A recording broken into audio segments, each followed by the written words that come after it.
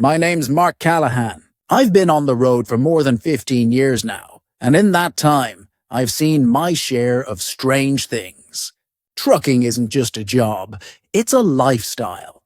And when you live most of your life on the highway, sooner or later, the highway throws something at you that sticks with you forever.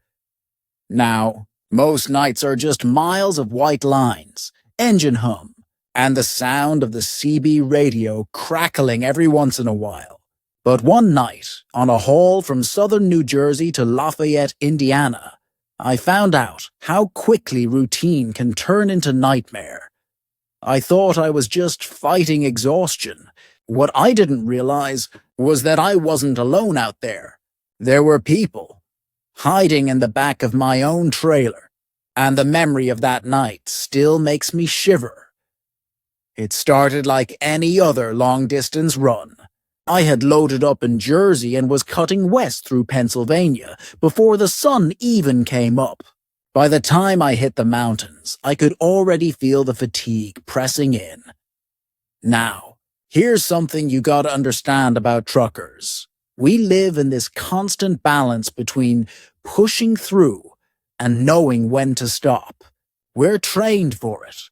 You've got your logbooks, your hours of service rules, all the regulations.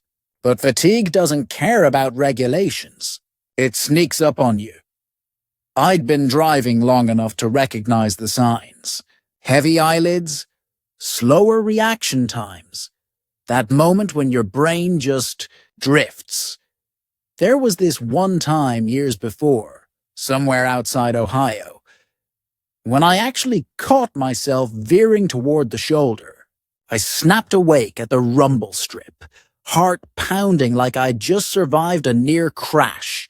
Ever since then, I swore I'd never push myself that far again. But on this run, exhaustion was creeping in fast. I remember thinking, if I don't get some caffeine, I might not even make it another hour. The problem was, I was in one of those stretches of road where civilization feels like it gave up. No Wawa, no Sheets, no pilot truck stop, just endless blacktop, trees, and the occasional lonely gas sign. And that's when I saw it. A little roadside convenience store. Like something out of a forgotten movie. A flickering sign. Half the bulbs burned out. The parking lot cracked and empty. I slowed down, debating whether to even bother.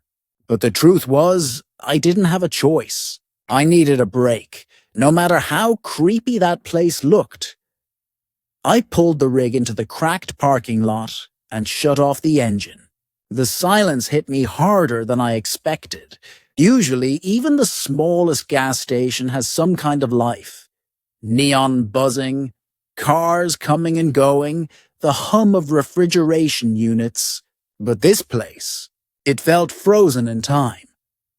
The sign out front flickered weakly, like it was fighting to stay alive. No other vehicles in sight, just me, the truck, and this lonely little building. I stepped inside and the air hit me first. Musty, stale, like the place hadn't seen real customers in years. The fluorescent lights overhead buzzed and flickered, throwing shadows across half-empty shelves. I made my way toward the back where the coolers usually are, hoping to grab an energy drink or maybe just a cold soda. That's when I noticed it. One of the refrigerators was gutted, completely stripped. No glass doors, no shelving, no humming motor. Just wires hanging loose inside a hollow metallic shell. I stood there staring at it, feeling this strange knot tighten in my stomach. I don't know why, but it just didn't feel right. Like it was out of place, almost wrong. The whole store was unsettling. But that empty refrigerator, it stuck in my head. I grabbed a warm bottle of soda from the shelf, dropped a couple bills on the dusty counter, and got the hell out. At the time, I thought the weirdest part of my night had already happened. But I was dead wrong. The real nightmare was waiting in the back of my own truck. I climbed back into the cab, twisted the key, and the engine roared to life. For a while, it was just me and the dark highway again. The soda was warm, but it gave me just enough sugar to keep pushing west. The road stretched on forever, black asphalt lined with nothing but trees. The kind of stretch that makes you feel like you're the only living soul left in the world. About an hour later, that's when I saw it. Out of the corner of my eye, in the side mirror, the curtain on my trailer shifted. Just a little movement, like the wind caught it. But here's the thing, the night was dead calm. No crosswind, no passing trucks, just me out there. I kept driving, told myself maybe it was just the vibration of the road. But then it moved again, a slow ripple, like something brushing against it from the inside. My chest tightened. My brain started making excuses. Maybe it was a loose strap. Maybe the tarp wasn't tied right. But deep down, I knew it wasn't the wind.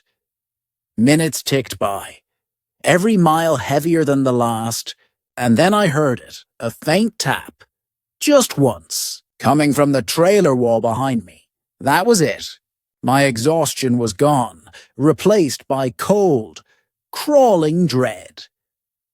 I made a decision right there. I wasn't pulling over on the side of some dark road to check. If something or someone was back there, I wasn't opening that trailer alone. So I kept driving, hands locked on the wheel, eyes darting to the mirror every few seconds. And I aimed for the nearest police station. I pulled off the highway and into the small town where the GPS showed a police station. The streets were quiet. Just a couple of streetlights. The glow of a diner sign in the distance. My hands were sweating on the wheel. I parked my rig right out front, walked in, and told the officer at the desk exactly what I'd seen. Movement in my trailer curtain. The tapping noise.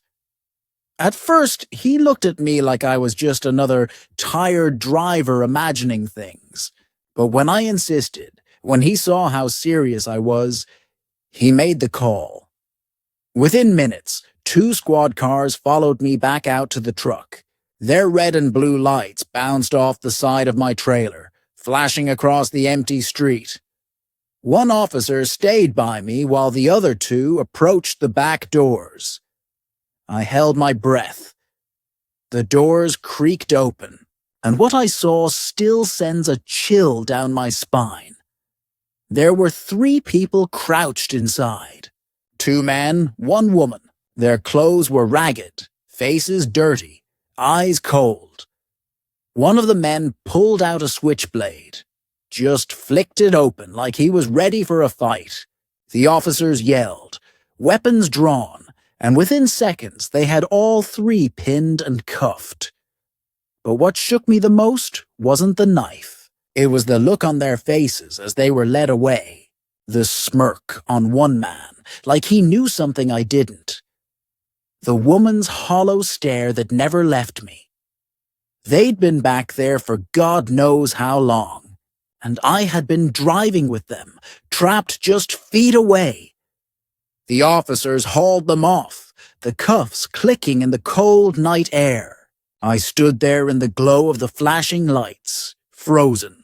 My rig sat silent, trailer doors yawning open like the mouth of some beast that had just spit them out. The cops didn't tell me much, just that they'd be booked for trespassing, maybe weapons charges for the knife. To them, it was just another late-night call. But to me, it was something else. I kept staring at the empty trailer, trying to imagine how long they'd been in there. Did they crawl in back in Jersey? Pennsylvania? Maybe while I was inside that strange little convenience store with the gutted refrigerator. That thought made my stomach turn. What if they'd been hiding just a few feet away, while I walked through those dusty aisles completely unaware. And the bigger question, the one that still keeps me awake sometimes, what were they planning? Were they just looking for a ride? A place to sleep? Or was it something darker? I'll never know. All I do know is this. If I'd pulled over on some dark shoulder, alone, and opened that trailer myself, I might not be here telling you this story. Even now, years later, I can't shake the memory of the woman's eyes, empty, locked on me as if she wanted me to remember her, and that gutted refrigerator, sitting there like a warning. Sometimes the road gives you strange moments that fade with time. But this one never left me. So that's it. That night on the road left me with more questions than answers. I've driven millions of miles since then. But sometimes, late at night, when the road is empty and the hum of the engine is the only sound, I catch myself glancing at the rearview mirror.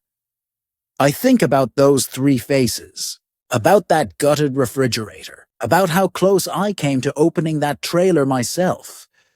The truth is, I'll never really know what they wanted. Maybe it was just shelter, maybe something far worse. But what I do know is this. Out here on the highway, you never really drive alone. My name's Mark Callahan, and this was my story. And if you've ever been out on the road and seen something strange, something you still can't explain, I want to hear it. Drop your story in the comments below, because trust me, these roads have more secrets than we'll ever know. And if you want more stories like this, real accounts from the dark side of the highway, don't forget to hit that like button, subscribe, and turn on notifications. You don't want to miss what's coming next.